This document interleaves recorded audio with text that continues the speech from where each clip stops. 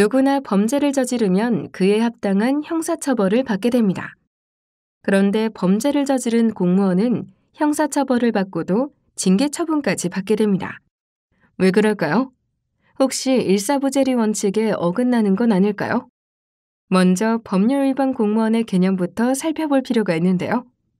법률 위반 공무원이란 좁은 의미로는 직무와 관련하여 형법상 범죄를 범한 공무원을 말합니다.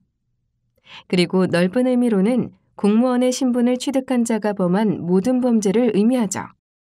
국가공무원법, 교육공무원법, 지방공무원법, 공무원 징계령 등에서는 법률을 위반한 공무원에 대해 그 비위 행위와 사안에 따른 처분 기준을 마련하고 있습니다.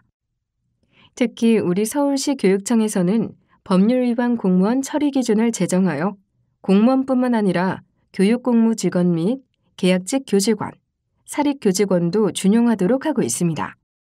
국가공무원법 제83조와 지방공무원법 제73조에 따르면 수사기관에서는 공무원에 대하여 수사를 시작한 때와 이를 마친 때에는 10일 이내에 소속기관장에게 통보하도록 되어 있으며 수사 개시 통보를 받은 소속기관장은 공무원 징계령 제8조의 2와 지방공무원 징계 및 소천규정 제16조의 3에 따라 그 사실을 징계 등 혐의자에게 통보하여야 합니다. 이때 국가공무원법 제73조의 3, 지방공무원법 제65조의 3에 따라 비위의 정도가 중대하고 이로 인하여 정상적인 업무 수행을 기대하기가 현저히 어렵다고 판단될 때는 징계 처분에 앞서 직위 해제 조치가 가능합니다. 법률 위반 공무원에 대해 수사 개시 통보 이후 수사기관에서 수사를 마치게 되면 수사기관의 사건 처리 결과를 통보받게 되는데요. 징계 의결 등의 요구 기준으로 삼고 있는 것이 바로 수사기관의 사건 처리 결과입니다. 그렇다면 수사기관의 사건 처리 결과란 무엇일까요? 사건 처리 결과란 수사기관에서 수사한 사건에 대한 처리 결정을 말하는데 사법경찰관의 결정 및 검사의 결정 등이 있습니다.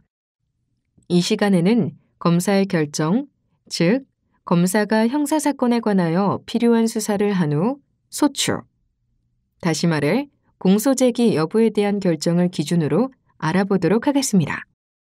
검사의 공소제기 여부 결정에는 최종 결정인 종국처분과 종국처분 전에 잠정적으로 하는 중간처분이 있는데요. 법률 위반 공무원의 사건 처리 결과는 주로 검사의 종국처분을 말합니다. 종국처분으로는 기소와 불기소가 있고 기소처분으로는 구공판과 구약식이 있습니다.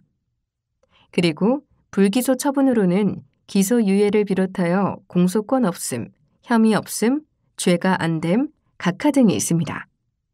그럼 이에 대해 좀 더 자세히 알아보겠습니다. 수사 결과 범죄 혐의가 충분하고 소송 조건을 구비하여 유죄 판결을 받을 수 있다고 판단할 때 검사는 공소를 제기하는데 이를 기소라고 합니다. 기소 처분에는 구공판과 구약식이 있습니다. 구공판은 사안이 중대한 경우에 검사가 법원에 정식 재판을 청구하는 것을 말하며 구약식은 범죄 혐의가 있지만 그 정도가 약해서 정식 재판의 필요성이 없는 경우 검사가 피고인을 출석시키지 않고 재판을 진행하는 약식명령을 청구하는 재판입니다. 검사의 기소 결정은 범죄 행위가 인정된 것으로 징계 의결 요구 대상입니다. 다음으로 불기소란 검사가 수사사건에 대하여 공소 제기를 하지 아니하기로 한 결정으로 기소유예, 공소권 없음, 혐의 없음, 죄가 안됨, 각하 등이 있습니다. 먼저 기소유예는 수사 결과 피의 사실은 모두 인정되나 형법 제51조 소정의 여러 가지 정상을 참작하여 피해자에 대한 소추의 처분을 유예하여 주는 불기소 처분으로 기소는 되지 않았으나 피의 사실이 인정됨에 따라 징계 의결 요구 대상이며 그 외 공소권 없음, 혐의 없음, 죄가 안됨, 각하 등 불기소 처분은 행위 및 사안에 따라 내부 정결도 가능하나 공무원 품위 유지 의무 위반 등 징계 사유에 해당된다고 판단되면 징계 의결 요구도 가능합니다.